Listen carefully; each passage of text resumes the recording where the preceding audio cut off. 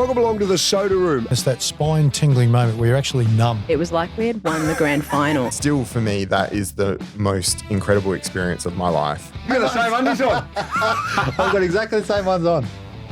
On today's show, Michelle Buxton, creator and director of the brilliant Garden of Unearthly Delights, the heartbeat of the world-renowned Adelaide Fringe Festival.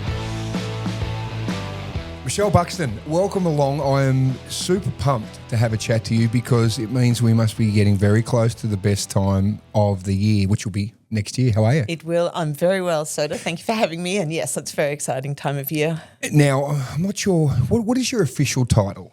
I don't Give us really your have You don't have one? No, it's a business we made up, so we change our titles all the time, but we could call me one of the producers of the Garden of Unearthly Delights. Yeah, but I like head gardener. Head gardener. Can you be the head gardener? Yes, I can. Thank you. I'd be head delighted gardener to. of the Garden of Unearthly Delights, which is essentially the heartbeat of the Adelaide Fringe. And it's such a great story. I love it.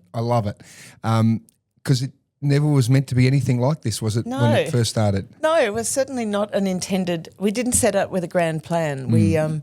I was working at Adelaide Fringe in the late 90s, and I was also working with a friend, David Bates, in Edinburgh on his venue, the famous Spiegel Tent. And he's from Canberra, I'm from Melbourne. Yeah. We thought, people in Australia would love Spiegel Tents because they're really great performance venues. And the Spiegel Tent is what, essentially this old school, massive, it's almost a venue, portable venue. Yeah, they're portable venues. Yeah, they were originally, I think, designed in Belgium to be mobile dance halls, really. Yeah. So they're wooden-walled canvas roof, which makes them very good acoustically. So that's why they work so well for music. The sound sits really nicely in the space. And they're round, so they're intimate. They're just beautiful venues to be in.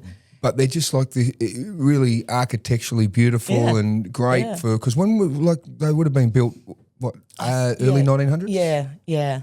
I mean, obviously there are a number of them. There's probably a few roaming around Australia nowadays because Australia took to the Spiegel Tent like a moth to a flame, and everybody, after spending a year of teaching everyone how to spell Spiegel Tent, we're up and away. And so we brought it. Because I was in Adelaide, we brought the famous from Edinburgh to Adelaide, which I think at the time, without being rude to anyone, was really so that Melbourne and Sydney festivals could come and see it, so they could rent it. Yes, at Melbourne and Sydney festivals. So we put it up in Rundle Park because Christy Anthony was also very integral part of our Spiegel Tent Edinburgh team, and she's from Adelaide, and so I suspect she picked Rundle Park, and I was at Fringe, so it all made sense. So we brought the tent out, put it in Rundle Park when the Fringe was predominantly in the west end of Adelaide, and it just went off, and then it just said, it's got bigger. So that was 2000? 2000, That was the first, that was the genesis or the now fetal, look what we've done. The fetal stages of the Garden of Unearthly Delights. And so what are we celebrating now? 26 years, although it's I know, don't say that. There are a few 2 years. Yeah, no, it's very hard to calculate, so I know to say we've been in Rundle Park for 26 years because the first ones were biannual. Yes. So it was 2000, 2002, 4, 6, and then it went annual in 2007. Yeah, right. And I remember crying because I can't do this every year. Like, it's too hard to do it every year. Right. Yeah, we'll get back to this because you're a Melbourne girl with a wonderful Adelaide history as well. Yes. But like we're saying, this thing in 2000 when you're already coming over working for the Fringe just escalated to what we know now, the Garden, which I love. It's one of my most favourite things, and I think every time the Garden's there, every weekend, we bring the kids, put them on the rides, they get to see all these different things. So you and I get to hang out. Absolutely. But let's go back a little earlier because I want people to understand, as someone who is artsy, creative and all these things, your background is quite remarkable because essentially your family are all geniuses. It's like your family. It's horrible, I know. Your family is like Mensa. Yeah, I know. It's horrible. So very, very successful. Let's just work out the family tree. Okay, so let's start with Mum's parents. Yeah, so Mum's parents are they both did commerce at Melbourne University. Granddad was a scholarship. He was the school captain of Wesley in Melbourne. Yeah, he was the captain of the first 18 Soda. Do you see? That's my only football reference for this whole conversation. Yeah. And they both ended up at Melbourne University. So my nana was one of the first 25 women, I think, to graduate from Melbourne University Commerce because they didn't do commerce girls in those days. And Granddad always said he had to fight everyone off with sticks because there were so many boys and 3 or 4 girls or something in the year. And then they became an incredibly dynamic duo, and Granddad was the head of Kodak for a long time for our region. You know, I suppose it was Southeast Asia. They used to go on ship. You know, they used to go to the big head office on the ship in those days. You know. Wow. So where was head office? Well, I think I don't know. Probably I don't know. They somewhere just used to over go away for long periods US of time or on the something. boat. And then he became the president of the Alfred Hospital, then head of Baker Medical Research Institute. You know, so he had a very long and very illustrious career. And then his children are ridiculous. So one's my mother, so she's a scientist, and one is my uncle Peter, who's the head of cardiology at Epworth Hospital. No, Cabrini. He's sorry, it's hard to tell. Where my mum was born? Yes, No. a fine hospital. Yeah, And, she was, yeah. and he was the head of medical for the Navy, Australian Navy. And then my uncle David was the youngest Supreme Court judge ever appointed in Victoria. I know, it's just hideous. This is And astounding. then my dad is very successful too. Hang on. So hang on. Where we were at, we were just talking. So, Mum's dad, you explain what he did. What about Mum's mum after she studied commerce? What did she do? Well, she became a stockbroker at JB Weir, but then when you got married in those days, you had to resign. So she was very instrumental in various strategic moves that went on behind the scenes in Grandad for her and Grandad, but she wasn't allowed to work anymore. But so a stockbroker, Yeah. right? So their grandparents' mum's side, grandparents' dad's side, Yes, doctor and nurse.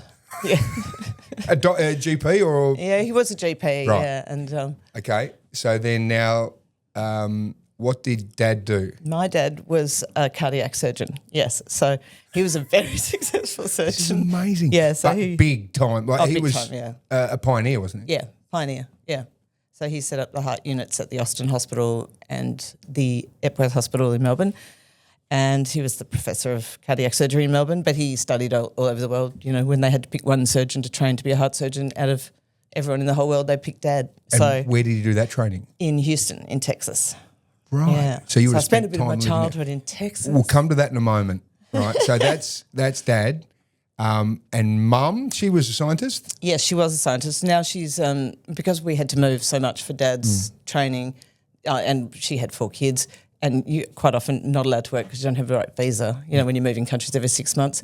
Yes. So she didn't continue with science, although she did all of Dad's medical research. So for all of those big game-changing things, they did it together. He would do the surgery, and she'd do all the research. Essentially work. like your granddad Yeah, and They're your nan. very when- much a team. Yeah, until they got divorced. Right. So, okay, that's parents, grandparents. Astounding. Now, you're one of 4. Yeah. You're the eldest. Now, we'll You get could to you s- in a moment. Let's just go to the other 3. What do your 3 siblings do? So my brother is, we'll call him an entrepreneur. He currently, he owns gold mines, which people think I'm joking. I know. I work with comedians and my brother owns gold mines. My next sister is a barrister, my oldest of my 2 sisters, Yes. younger than me, but she's a barrister. And my youngest sister is a writer. So no one went into medicine, which I think Dad was very relieved about because he thought it was a lot of work. Now, your aspirations, were they medicine at any point? Yes, they were at school, and then I missed out by 1. So I jumped ship. I missed out by 1 mark, and I suddenly went. And I think everyone thought I'd do science, but I suddenly went, oh hell no, I'll do commerce. So I went to commerce at Melbourne University too. Like your like Nana and grandparents. Granddad, yeah. And I didn't know anything about it because I had studied physics, chemistry, and biology and maths. Of course you did. I knew absolutely nothing about commerce, but then I met economics and I went, this is the greatest thing I've ever come across. I've fully, absolutely loved it. So, Now, can I, and I'm saying this as politely as possible, were you essentially a nerd? yeah. Because you did, all the hard Year 12 subjects. Yeah. Physics. Oh, Physics, wrong. chem, Brutal. I know. maths. I know. Wrong. Yeah, no, I really, I think we all like studying. It's just how our brains work. What a remarkable family tree in terms of, well, not academically. Yeah. And Very academic career-wise. family. Like, yeah. It's Yes. phenomenal. So and there was they're really almost- highly regarding of education. Like it's the one thing that Nana and Granddad said, if you have children, that's all you have to do. Make sure, do anything you can to educate them as well as you can. And that gives them And a that's, platform. then they can go forth. And so everyone's the same. So your childhood, I would imagine, coming from parents and grandparents who are all academically minded, and clearly, like you said, dad's in Texas studying. It must have been a pretty fantastic childhood. Well, was, yeah. I mean, it was in some ways. I think it was very beneficial. I think my brother would say it was quite destabilising. You know, it's different things. I thought it taught me to walk into a room and make friends within 2 minutes because you have to change schools every 6 months and you don't know anyone and you don't have anything, you don't have any toys. You're just constantly moving. So which makes touring. Maybe that's why I ended up in this weird world where I don't. You know. We'll get to how you got there because that's fascinating in itself. But I'm just trying to think of your childhood. So how transient were you guys? When did you actually get the chance? At what age were you when your family settled down pretty much permanently in one spot? Probably 9. Yeah. Yeah, Back in Melbourne. I left Australia when I was 6 months old. We popped back every now and then because Mum was always trying to have her babies in Australia, so where her mum was, obviously. Yeah. So she'd try and nip home, have a baby, and then we'd go back to somewhere else. Except for one baby, that was Julie. She popped out in Scotland. We didn't make it back for her. She's Scottish, not Australian. What countries did you live in? We lived in Papua New Guinea, and then I can't remember the order of this. Mum and I were in Hong Kong, or Dad was at Vietnam. Then we went to... probably in some order. We lived in Kuwait for a while. Then we lived in Zambia for a while. Then we lived in Glasgow off and on for a while. Yeah, that's when Julie was born. Then we moved to America twice in 2 different stints. We had to go and live in Houston. And I don't think I've forgotten anyway. But yeah, I mean, they're pretty wild places. I think, Zambia was pretty wild. And we were the only white kids in the school. There was one other white kid family. And so that all the kids were the children of the doctors, and we were the only white kids in the whole school. So by the age of 9, you lived in all those countries? Yeah. Was it a good childhood move? Because it's so different to what all of us experienced. I thought it really was for me. It was really good for me. It always made me feel like a global citizen. I don't feel pinned down by. My sense of home and where I belong is actually really attached to my siblings. Right. It's not necessarily a place. Yes. It's a connection. It's about them. I need to be with them, but I don't mind where we are all are, as long as we're all together. That's how I feel about it. What a fascinating way to grow up. What were your strongest memories with all those travels then, as a little one? God, America was, the silly teachers who all thought our accents were hilarious, and they used to make you stand up in front of the class and speak because you sounded so hilarious, and the whole room would just roar with laughter, and I'd just stand there going, and you're like 7 going, oh no, it's humiliating. No, it's terrifying. Devastating. But we used to go to NASA all the time because NASA's base is in Houston. Yep. So I remember that. There's lots of photos of the, NASA front, sculptures and stuff. Africa used to have geese, pet geese, and a house that had a front door and a back door in line. So you'd chase the geese and you'd run in the front door, straight through their house, out the back door, and then do a loop and come back over and over and over again. Hours of entertainment, Soda. That's better than an iPad for your kids. Geese. I know, the best. I need to get a bunch of geese. I've got to get them off their devices. What an astounding global, like you're saying, global worldly education. Yeah. Did you pick many languages up? No. Nothing. No, I really didn't. No, I don't. Most people would have spoken English at a lot of the places you're at. And I think certainly there must have been, I don't really understand in retrospect what was going on with my parents, but there must have been quite an expat medical community that were moving around to some of these more remote places. So everyone was speaking English. And they all trained, they all seemed to train together. They used to go to Scotland to train in certain things. Then the heart department, Denton Cooley set up the first heart department in Houston, which is why anyone who wanted to study heart surgery then had to go to Houston. Right. But obviously they speak their own version of English, Soda. Certainly do. Yeah, well, clearly. You should have got them to all stand up in front of the class and talk. That is just, it must have given you so many different opportunities and thoughts because most of us grow up in one spot and might change a school or two. Yeah. So how many different schools do you reckon you went to? 16. And yes. That's in primary school because by the time you were back, went to 16 different primary schools. And then they put me in one school once we finally got back to Melbourne and said she has to stay in this one place for the rest of her life until, because I'd moved so many times. So it was great. And I loved that. I loved secondary school. I loved school in Melbourne. I went to PLC. It was an all-girls school. We could be as nerdy and academic as we wanted. PLC on Burwood Highway? Yeah. Yeah, right. So my mum went to PLC and my nana. Yes. But PLC when it used to be in the city. Right. Yeah. And where did you end up at primary school for those last few years? That was PLC as well. So I came back when I was about 9. And straight to PLC. I had done maybe prep there as well somewhere. Yeah. Somewhere along the line. Some early years, went away again, came back. and then just stayed put Brilliant. for all of my schooling life. What did you learn from your mum? Because mum's still with us. She's so brilliant. And dynamic. Oh, dynamic. And going 100 miles an hour. She is just a powerhouse. She's very strong. She's very able to deal with anything. And she's ridiculously clever. I think she's got the highest IQ in the family, to be honest. Higher than Dad? Yeah. Did he know that? Yes. Did she? I think it slightly pissed him off. But Did she use that? No, she didn't use it, but she did make it known. We all knew. She's very smart. But I can imagine everyone in your family would have a ridiculously high IQ. You probably can all. I don't know. Is anyone at Mensa? Is anyone joined Mensa? Seriously? Like, I think you probably. What's Mensa? 140 plus? I don't know, but that's probably my sister Julie. We'll nominate her as the smartest. So, what did you learn about life from Mum? And you're continuing to learn, obviously, still with her. Yeah, she's very empathetic. She's very positive. She always sees the most positive outcome, which sometimes can lead us into, looking at that, how that reflects on me personally.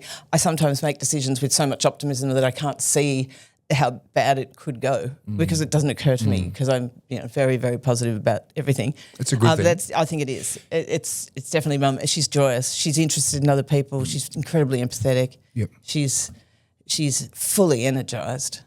Yeah. And I'm a bit horrified about the day she gets old. She's 82 or something now. But one day she'll get old and I'm not ready for it because she's so unstoppable.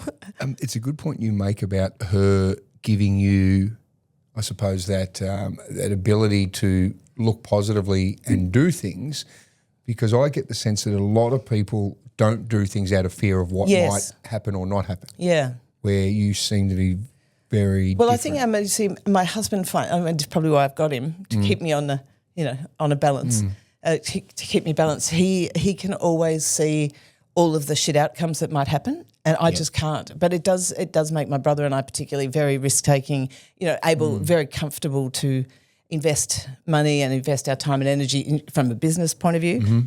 We are very comfortable taking what appear to other people to be quite extreme and slightly ridiculous risks. But to us, it just doesn't seem, because it seems like such a good idea. We get so enthusiastic about it, and we just go, yeah, let's go, let's do that. And then I think that's a good trait. Otherwise nothing had happened. Exactly.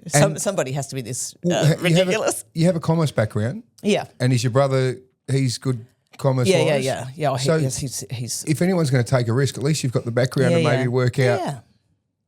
Yeah. Which is great. And essentially that's how a single Spiegel tent in the Rundle Park, That's probably right. 26 years later becomes, like we're saying, it's a whole complete movement. Look how far enthusiasm can take you, Soda. It's fantastic. I love this. Now, Dad, obviously, with all of his work that he did, what did you learn from being around Dad? Clearly work ethic. Yeah. No, very, very much so. Incredibly hard worker and incredibly reliable in that sense, and not very reliable in a parenting sense because he was always working, you know. So the trade-off, I think, at different times, but also there is a trade-off. If you want to be the best, there are sacrifices, and I think often, I'm sure this would apply to most children of very successful people, the trade-off is usually the kids and the wife. Yeah. I'm not criticising him in any way because he was just a genius and I loved him so much, but I didn't want to live like that, and I wanted to have my family and really commit to them and put my children first, which I have tried very hard to do. And did he give you advice about that? No, he was incredibly supportive, of everything of all of us, of everything we've ever done. But did he ever talk to you about obviously how much time he dedicated? Sacrifice. Yeah, yes. You spoke about that with him as time went on. Yes. Yeah. I think it was probably something he could only see in retrospect, once he'd retired, and watching us with our kids and how much we had them near all the time, and he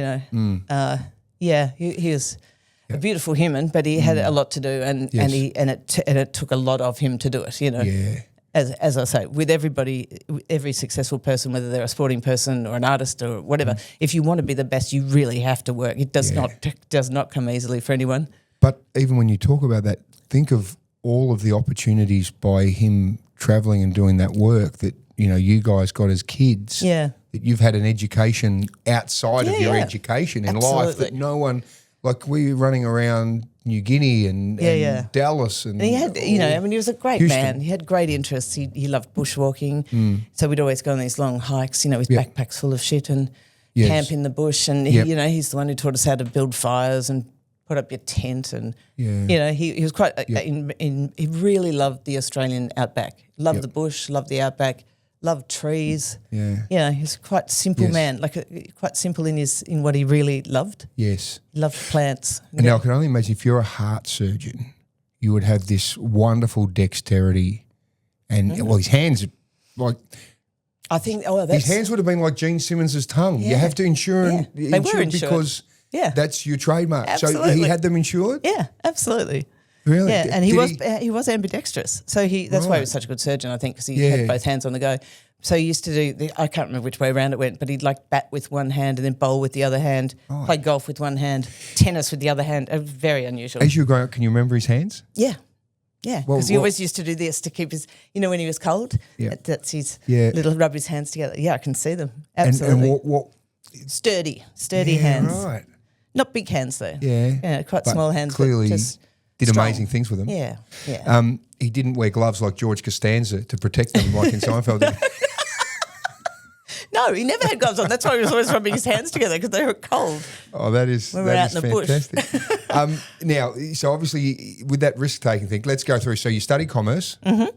I did. What happened from there? I went to Pricewaterhouse and did my compulsory 3 years to do my PY, became a chartered accountant. Yep. Then I did my postgrad in applied finance and became qualified to be a stockbroker. Right. So that's in the family line, as you mentioned earlier. Yeah. There was definitely, definitely, which I really loved, except I got very disillusioned, partly because the 80s corporate Melbourne scene was pretty full on for various reasons. But also I love the mental exercise, particularly of finance. I really enjoy it. But then it sort of felt a bit soulless because all you're doing is moving money around. And it's a challenge to make it work, to make more money. Yeah. But I sort of suddenly went, I've lost, I don't have any real reason except for a mental exercise, a mental challenge. There's no real purpose to this. It's just making money. That's not enough. And so somehow I ended up eventually doing this.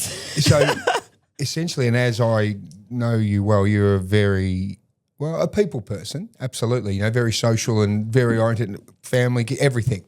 So I could imagine if you're sitting there moving money the whole time, you a lot of the time you're sort of isolated from that interaction, I'd imagine. Yeah. Wouldn't you be a lot of it?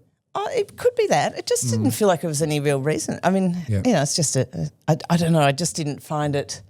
I was a bit disillusioned, I suppose. So did you I've feel done all this study, and then everyone's saying I'm going to be the first woman director of BHP, and I suddenly went, but I'm actually bored shitless, and I don't actually feel good in my soul. Like I'm not doing the right thing. So, but you don't know when you're young what the right thing is, and so it takes a bit of fishing around to work it out. And so I left. Yeah.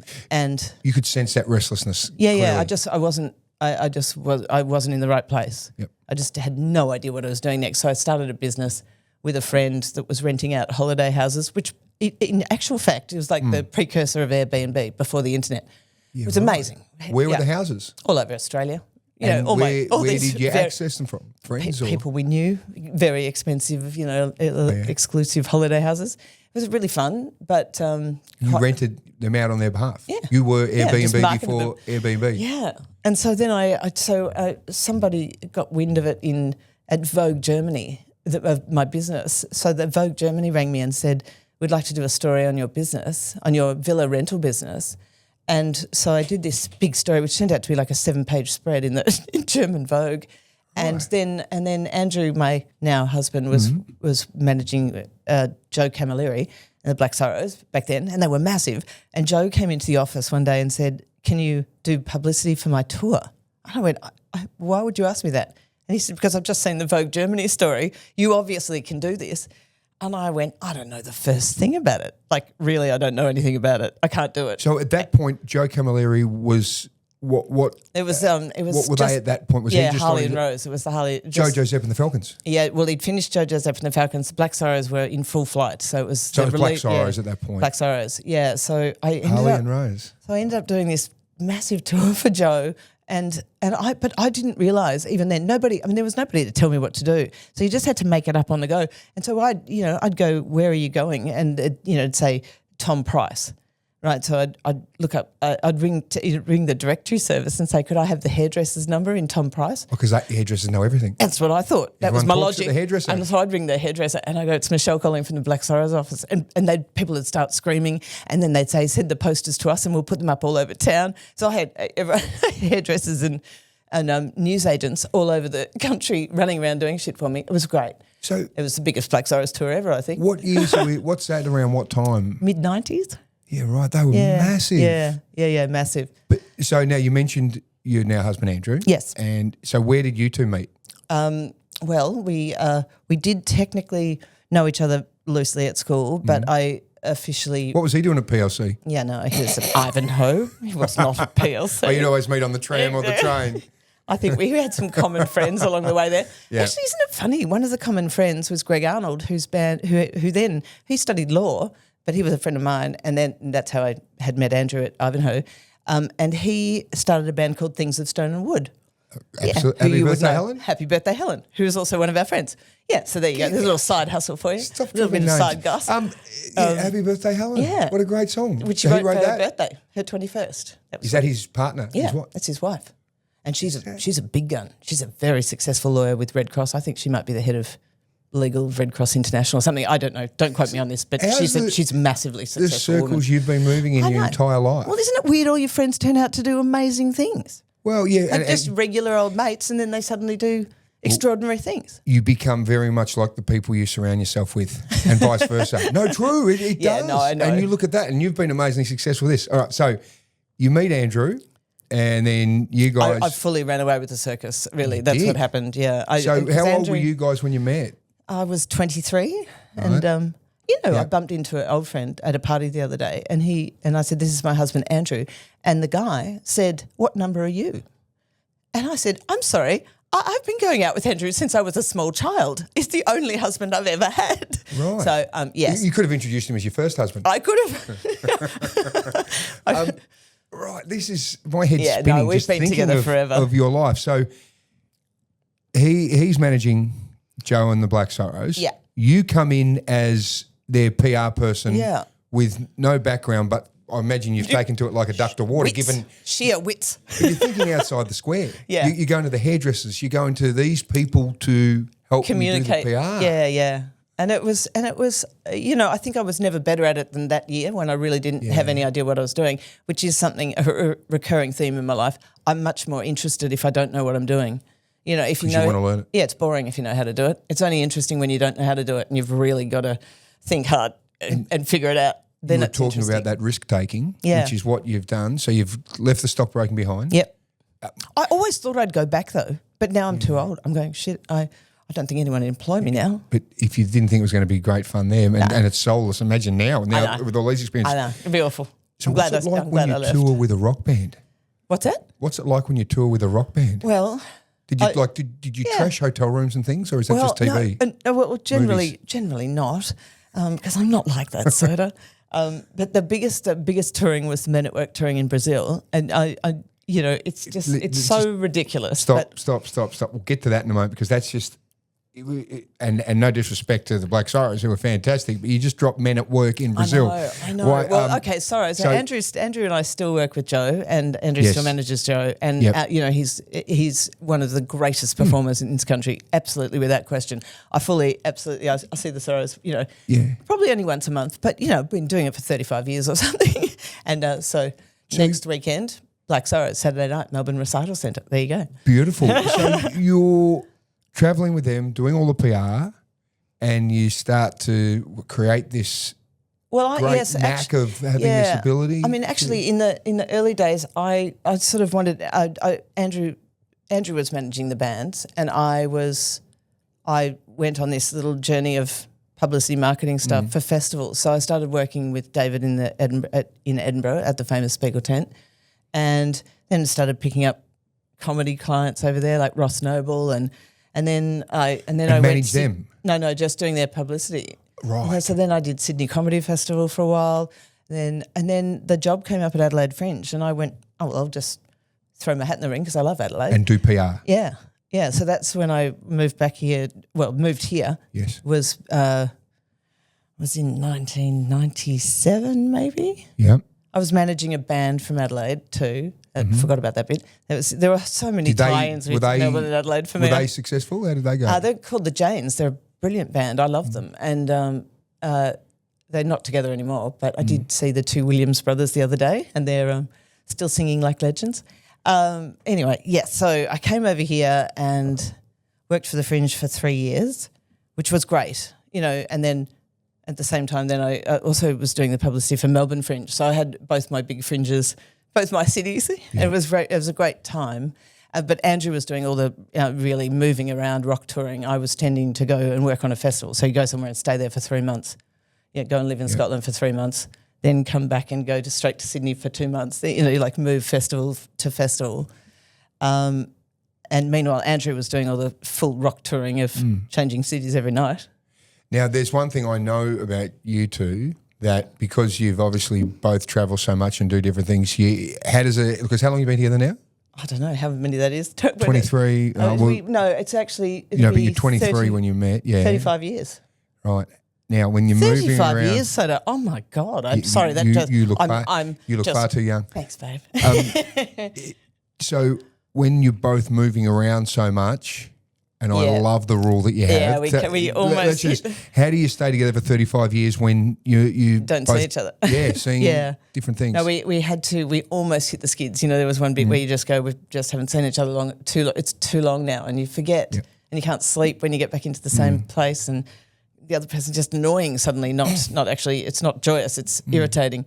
And so we made an 8-week rule. So once you were getting into that nearing the 8-week mark, someone had to make the trip. Because it depended on who was doing what. Wherever in the world? Wherever, yeah. So my most ridiculous one was the 8-week rule the 8-week mark was coming up and the boys were in Brazil. And I had to ring Mrs. Yazy, our Brazilian travel agent, and say, I need to get to the band. I need to go and see them because I've got to see Andrew. And I've got, it has to be. So I went for 4 days. I flew over to Brazil for 4 days because I had to wedge it in between my jobs, of course. That's why. And it was a long way. It's a long trip, but it was actually the funnest 4 days ever because it was so big. Like it was much bigger touring than we normally do. It was like Rod Laver arenas every night. It was the Brazilians just loved Men at Work so much. It was so full on. The things you do for love. Right, before we get to the garden and how that's grown, we've got to do the Men at Work thing. So obviously the partnership with Joe Camilleri is still there and it continues. Yes. Great connections there. Tell us about how did Men at Work come about in Colin Hay? Well, Andrew and his previous partner Doug were Colin had I don't know how it originated actually, but Colin was sort of in a low point of his career, post Men at Work, trying to set up his solo career. They've done everything. They've become enormous all around the world. Yes, that's right, massive. Yeah, Huge. Yeah, they were really so big. It's a bit of a. They were probably the biggest Australian musical export. Yeah. And things like they were number one in the American charts for weeks and weeks and weeks, and only got booted out by Thriller, Michael Jackson. And you just go, what? Like it's big. Anyway, we were young, and I wasn't part of that bit, first bit. So we met Colin when he was, solo. He's setting up his solo career, and he's just, he's a magnificent human, a very dear friend, and an extraordinary singer, and a great guitarist, and a bloody funny man. Like he tells a great story. So I just fell completely in love with his solo show, and Andrew and Colin and I worked together for a long time in this sort of process of building Colin's career back up again. And we used to get these hilarious faxes randomly from people requesting that Men at Work reform. And, Colin would always go, no, not interested. And eventually there was one, and it must have been enough money. Or there was some reason why Andrew went, and I went, well, we should just ring him and ask if he wants to do it. And it was from a Brazilian promoter who weirdly toured all, and I think still does, tours a lot of Australian bands through Brazil because there's a big surf culture. They love Hoodoo Gurus. They love, so there's all sorts of Australian bands that go and do these massive Brazilian tours. Really? Men at Work were not the first, and they won't be the last either. But with this lovely man, Chantilly, and which he told me means whipped cream. Whipped Whipped cream. Yeah, whipped cream, the tour promoter. And so we I don't know. I don't know what changed Colin's So mind. you and Andrew have gone to Colin and said, here's got X this amount offer from Brazil. Do you want to go? on a fax. Yeah, on a fax. And he finally said yes. Yeah, I think, he would never have done it without Greg Ham, and he must have spoken to Greg and they just went, oh, yeah, okay, we'll do it. So suddenly then they pull a band together and suddenly they're off on a 3-month tour of Brazil, And playing these did massive they- rooms and how long had it wild been? Brazilian. Like ballpark, how long were we talking? They'd been split as men at work. God, a long time. So I suppose it was mid-80s when they stopped, wasn't it? Yeah. Because And this when would was have been this? mid-90s, so a decade. Good Yeah. decade. And then how did they reform? How did they did the groove just come straight back? Yeah. I mean, they're very much, they're both very comic. They've been friends since they were young. They're both very entertaining people, Greg Ham and Colin. And so they were having fun. And so did you do any gigs in the lead up to go to Brazil? Oh, we did one. We just thought we'd better do one just to check out that we've got this together before we leave. Well, I wasn't going, but we booked them into the Espy in St Kilda in Melbourne. Anyone that hasn't been to the Espy, we are talking one of the most iconic pubs ever. Yeah. Rock Whiz. Big rock room. Is And- down there. Everyone's played there. And Who is anyone? And it was free, and we didn't tell anyone until the last minute. And I leaked it in the sort of maybe 11 o'clock in the morning that Men at Work were going to do a free gig at the Espy, Yep. And I unleashed a beast, and we thought no one would be interested. But there were people all the way down the upper esplanade. It was and media everywhere. It was so full on. So everyone just I just didn't realise. No one knew. Out of the blue, Men at Work were back. Yeah. And had anyone? And then we left the next day. They left the next day for Brazil. So I caused this massive razzle dazzle, and then they all just left. Was anyone aware publicly that Men at Work were getting back together? No. So the thing at the SB it was really a out of the complete blue. surprise. Yeah, and it was really fun. Good gig? I mean, it was a brilliant gig. Brilliant. So the next time I saw them was when I arrived in Brazil. Sorting out your 8-week rule. Yeah, so I arrived at the airport in Sao Paulo and the sign said Mrs. Men at Work. So that was my name. Really? And I've got the driver picking me up and the plane was late, so we get in and you're in they accessing a big stadium from you sort of have to go down tunnels and walk all these walkways. You're walking for half an hour just to get into the band room.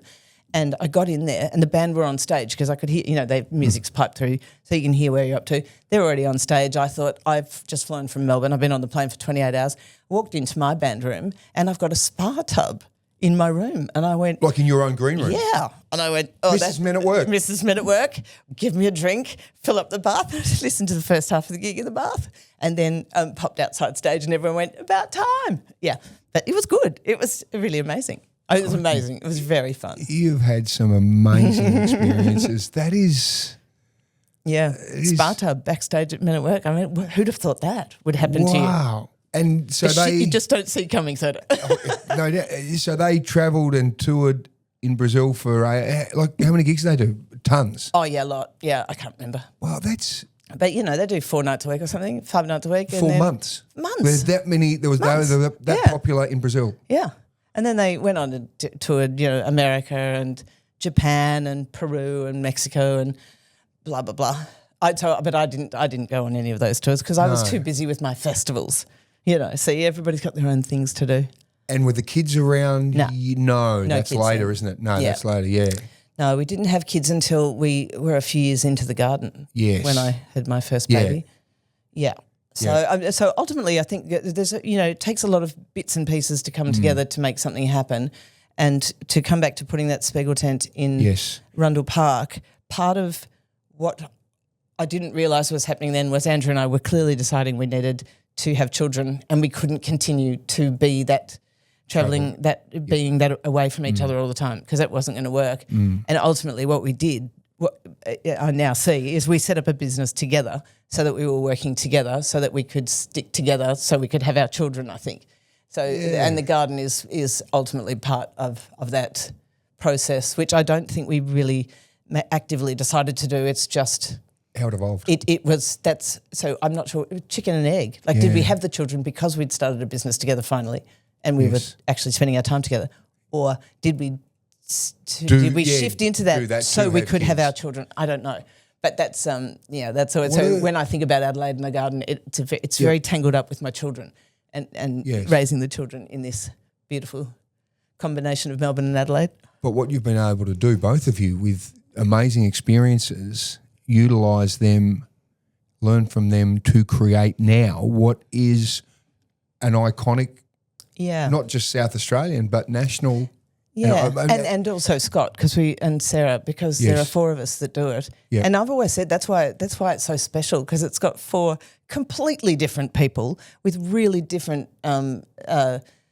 experiences and knowledge and skills and interests. Perfect and storm. so somehow you put all that together. And I don't know how we've actually managed to make it work, but the four of us bring all these different mixed up things together, and that's why it's such an eclectic program and such an unusual space. It's because there are four people doing it, not one.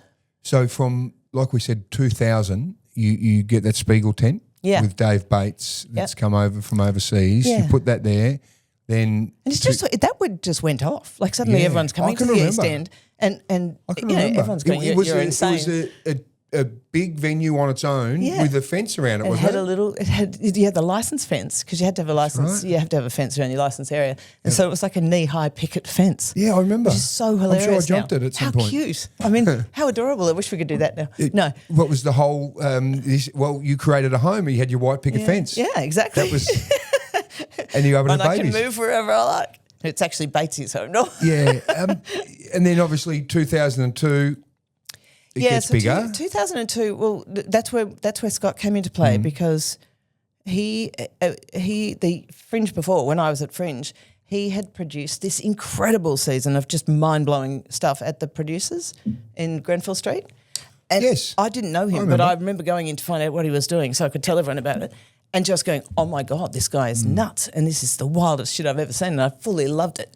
So then I heard he was wanting to bring a circus tent to the 2002 Fringe. Yep. And Christy and I said, you should come over, just don't put it in another park, just put it in our park with the Spiegel tent. And then... Oh, you've got a license? You've got... Yeah, because we've got all the stuff ready to go. Infrastructure. And so he did, and then there was this great moment where his tent wasn't tall enough for one of the acts to do their first big cloud swing. There was something not right about the logistics of this situation. And so Scott, being the creative genius that he is, decided that we should build the rig for this cloud swing outside the tent. So it was between the two tents. Yeah. There was this big rig in the middle. And so one of the shows in his tent would start outside, not inside the venue. And that's when you stand at the front gate. That's when we stood at the front gate and went, oh, we get it. The show starts at the gate. It's not in the house. It's actually here. It's a site. It's a whole thing. It's not and that's how it sort of started evolving from there. Because I can imagine people probably go to the garden for dinner, for drinks, whatever, and may not have. Yeah. Horrible, but they may not have even seen a show. Because they're experiencing.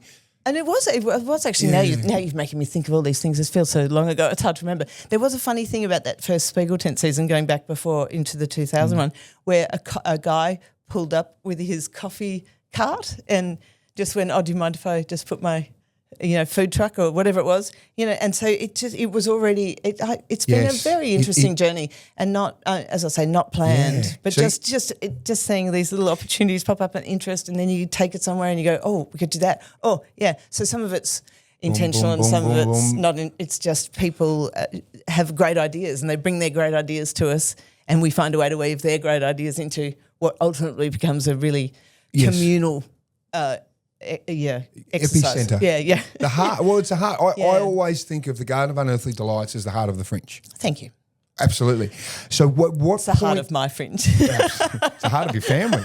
So what point did it actually become the Garden of Unearthly Delights? How far down? I think that might have been 2000. Look at me, I'm going, no, how did the numbers work? It might have been 2004 that we named it that. Could have been 2002. Because it kept... Obviously, 04 was bigger than 02, and then it got. We always say technically 2002 because that's when we partnered with Scott. Yep. But I think the name might not have been coined until the next one.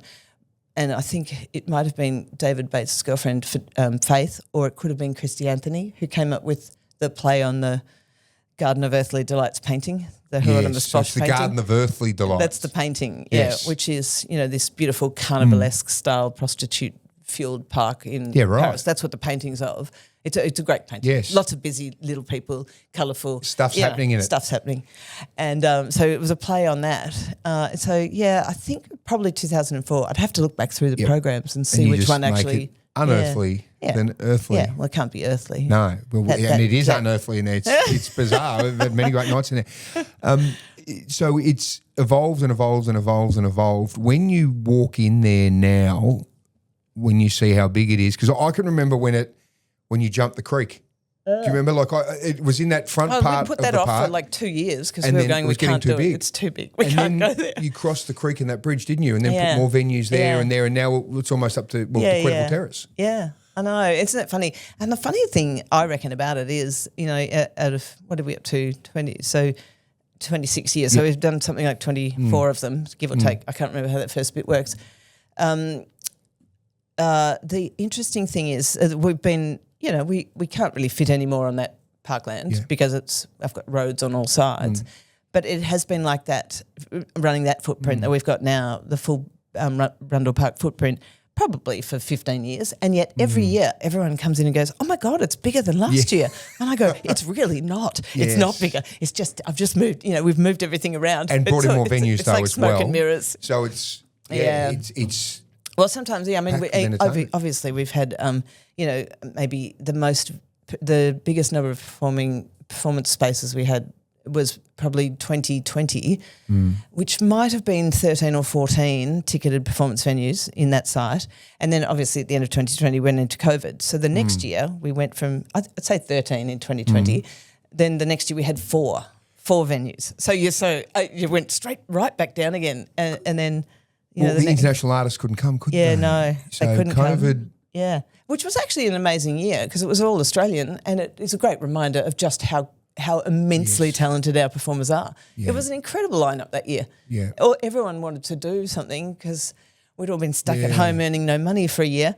And so all the performers wanted to come and it was joyous actually just to get out for a minute. And we had a little window, a little break in the COVID just to run basically just Adelaide Fringe and Festival. And then everyone basically went back into lockdown again. Yeah. But it was, I don't know how it happened, but it was like magic. Yes. We just got to run one season in 4 venues and they had to be massive because you've got to have everyone spaced out. Yep. And so they're building these enormous venues for 300 people. And So when you guys walk in now and you see it and it's like a metropolis of art and culture and everything, do you sort of ever get the moment to stop and pinch yourself and look and appreciate it? Or is I it love your head it. just going brrrr? no, I love it. That opening night always, I still can't actually believe it.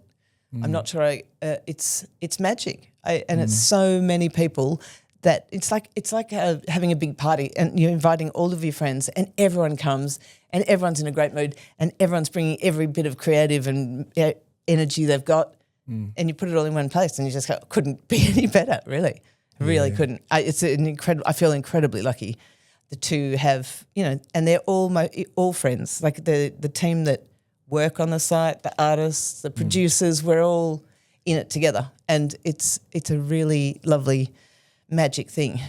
There's one thing about Adelaide, and I think it's great and it's also sometimes challenging because it's a big city, but it's small enough where you walk down the street and you obviously live in Melbourne, but you'll walk down the street and we were earlier today, you run into people right? So no matter where you go in Adelaide, you're going to run into people But what that does allow is that when Fringe is on and you go to the Garden of Unearthly Delights, people that have no artistic background or whatever get involved. People in the next few weeks, they go to the Adelaide 500 and they become petrol heads for a weekend. Or they'll go to Live Golf and become golf fans.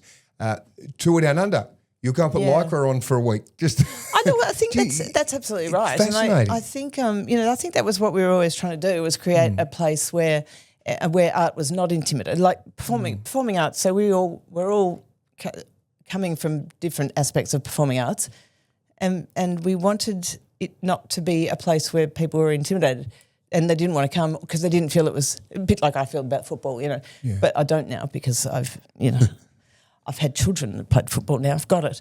But, I think a lot of people used to think about going to the ballet or a rock gig as something that wasn't for them. They didn't fit in there, or going to see a play they weren't those sort of people. And so what we were trying to do was what we've always been trying to do is entice people into the performing arts because we all love it. And I think we have done that. I think we have created a place that a lot of people have tried to replicate because it does this. It makes you can come in, and if you feel, you can come in and just hang out.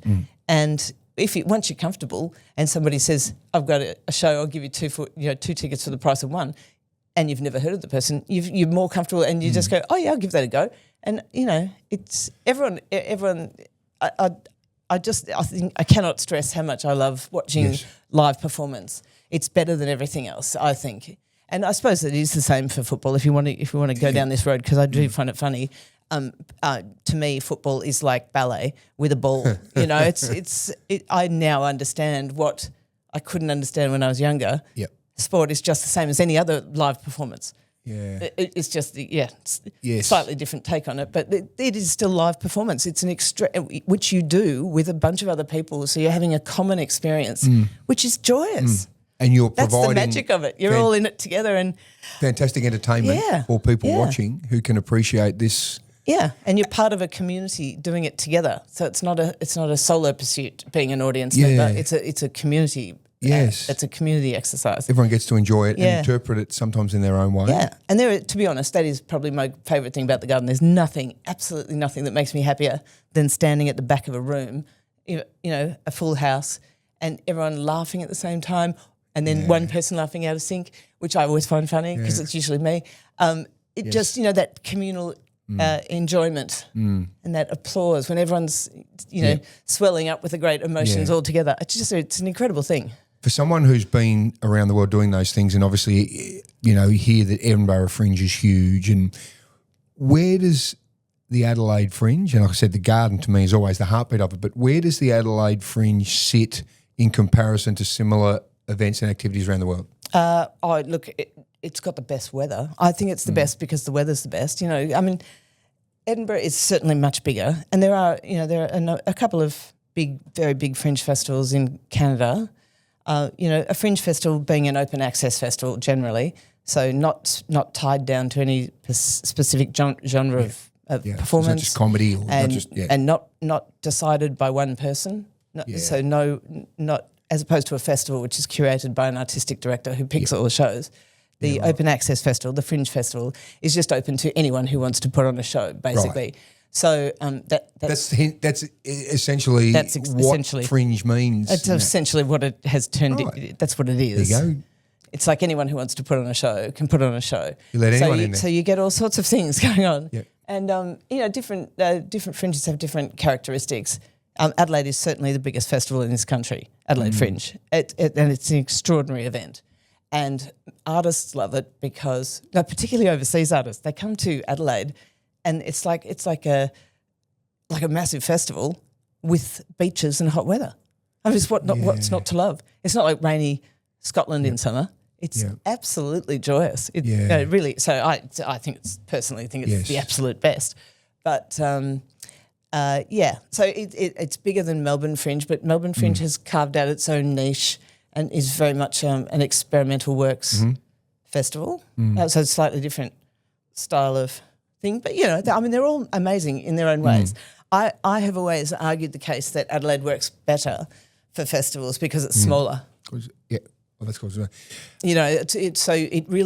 The festivals in this city consume the whole city. Yes, without doubt. You do not meet someone who doesn't know the Adelaide Fringe is on. Whereas in Melbourne, you've got 6 million people. Yes. And you have a festival. And look, it wouldn't matter if the Melbourne Fringe was the size of Adelaide Fringe. In a city of 6 million people, there's just no way it would even, you wouldn't even notice it if you were in the suburbs. Yeah. So it's very different. It's about the smaller physical size of the city. So Yes. Edinburgh's tiny. Generally, festivals work well in smaller towns, smaller cities. Because everyone embraces it. Yeah. And that's And how then- you and get then your That's little, how you get all of it your going little on. taster Yeah. where you go, Yeah. right, and suddenly... You get all the magic happening. And all like the you're saying, community we're talking involved. comedy, magic, Circus, dance, circus, music, physical theatre. everything, and all little quirky things. Like you obviously have Yeah. containers like flight, and it's pretty remarkable because there is a lot of variety there, isn't there? I know, and Just- people do the most amazing things. Like performers, they just come up with amazing ideas, and it's always exciting. Always exciting. You've also been able to do some great things because we know, of course, you've taken the garden to Kangaroo Island before with the fires. I think I might have done that with you, Well, buddy.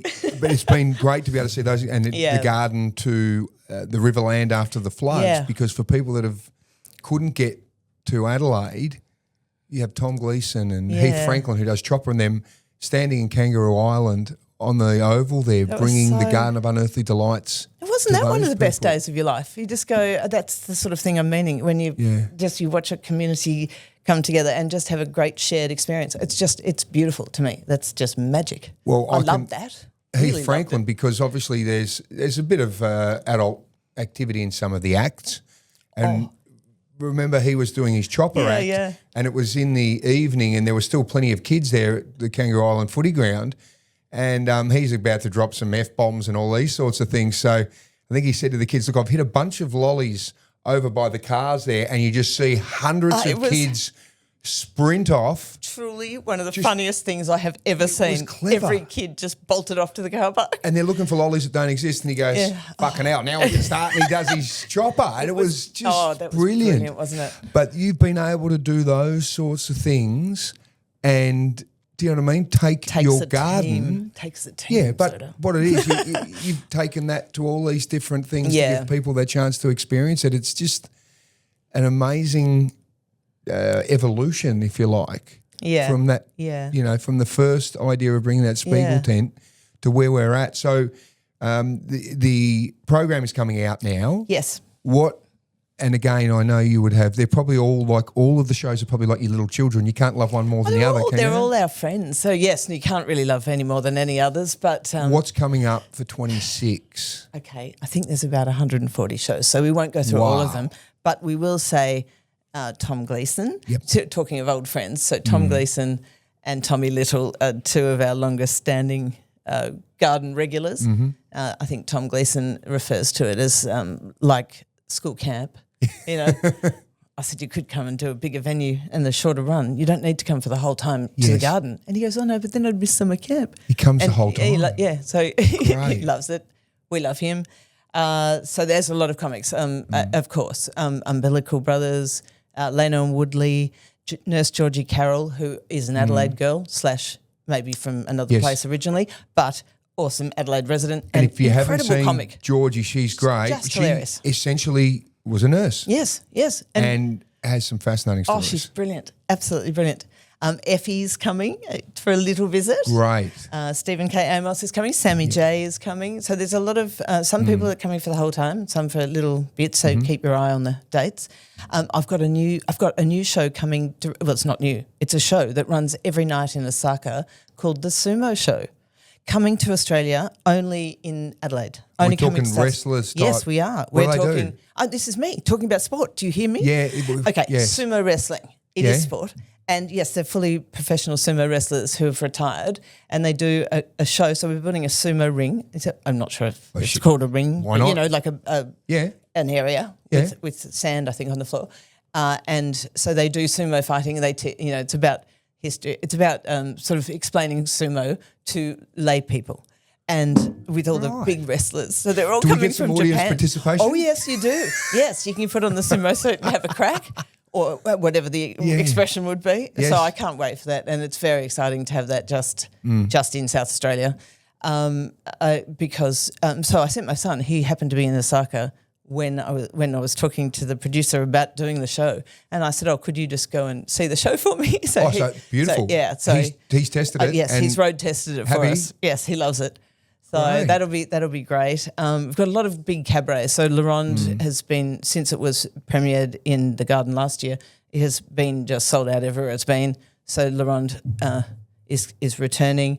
Bernie Dieter is doing her club cabaret, which is another just really big, wild, wonderful, visual, multi-artist cabaret show. And she's an incredible singer. She's been in the Garden in a previous lifetime, with another act, but she's made this incredible show herself now, and it's just really very exciting.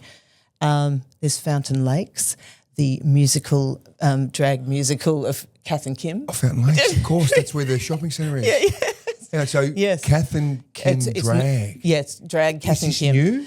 Oh, I haven't seen it, but No, Sarah. but it hasn't been in the Garden No, before. it hasn't been in the Garden. But Sarah and Scott are very taken with Fountain Lakes, the drag musical of Kath and Kim. And who does not love Kath and Kim, I ask you? Yeah. So there's all sorts of ridiculous things. There's lots of circus, lots of magic. Brian Nankervis from Rockwiz is developing up a new show. So he's coming without Julia, unfortunately. But the Rockwiz team are putting on a show just for a few nights. But that'll be music and interview type scenario with beautiful Brian and some of Australia's finest artists. So that'll be worth a visit. So look, there's I could go on. I could go on. Now the other one is you said Effie's coming. Yes. Merry Christmas. Oh, my is brilliant. feasts. There's food now. I know my garden feasts are going. This is the best one we've ever done now. So we work with Duncan Vergemold at Africola to create these performance and food experiences. So they're big long table outdoor dinners in the garden on a Monday when we don't have as many shows on. And so they're about 400 or 500 people per meal. Yep. And this year we decided we'd go cultural. So the first one is the Greek table with George Columbaris cooking and Effie hosting. The second one is the Italian meal, which is La Dolce Tavola, which is going to be incredible. I mean, a big Italian meal, good, very good. Fantastic. And that is being hosted by Adelaide's own Carla Lippis, who's Adelaide's queen of cabaret, a very Italian, proud Italian resident. So I can't wait for that because I love Carla. And the third one is actually an Asian but largely Thai feast called the Spice Market. And that is being cooked by an amazing Thai. She's actually from Western Australia, but she's one of the world's greatest Thai chefs called Anita Potter. So, in a weird twist of ridiculousness, that one is being hosted by Colin Lane from Leno and Woodley, who is not Thai. No. But just don't hold that against me. So they're all going to be great. There's lots of wonderful, unexpected performances throughout the evening, and they're just magic nights. I know you've been to them before. They're great. That sounds fantastic. Yeah, so the Garden Feast, my favourite. And the garden is continuing to evolve with different things and different ideas, different shows and sumos and everything. Yeah. Oh, sumos. I can't wait for sumos. It's brilliant. I, don't want to do the same thing again and again. Yeah. Just get bored, Soda, wouldn't you? You would, but you can't there because there's so much diversity to do. Look, it's going to be absolutely wonderful, and we're very, very excited. You'll be able to access now the program, so you can start to book your nights. You can go straight to the Garden of Unearthly Delights.com.au, and the website will have all our program details. Well, congratulations to you and Andrew and Scott and Sarah, because what you have created has become such a wonderful part of what makes our city the great festival city. Thank you, Soda. And it's a pleasure to have Mrs. Men at Work here with us. Well, thanks so much for listening. And if you love what you've heard, you can subscribe to the Soda Room podcast. You can write a review if you like and share the show with your friends. And just before we go, a big thank you to the team at Wayville Hyundai. The new Santa Fe is ready to go. Make sure you go and give it a look. It's the winner of the Drive Car of the Year for 2025. It's got this great, bold look on the outside, beautifully finished interior, plenty of space with 7 seats for the whole family. And with Black Friday on, Wayville Hyundai is offering 7 years servicing and 7 years warranty on all new Santa Fe's. How good is that? So go and visit the team at Wayville Hyundai. It's opposite the showgrounds in Adelaide, driven by Australian Motors. T's and C's apply.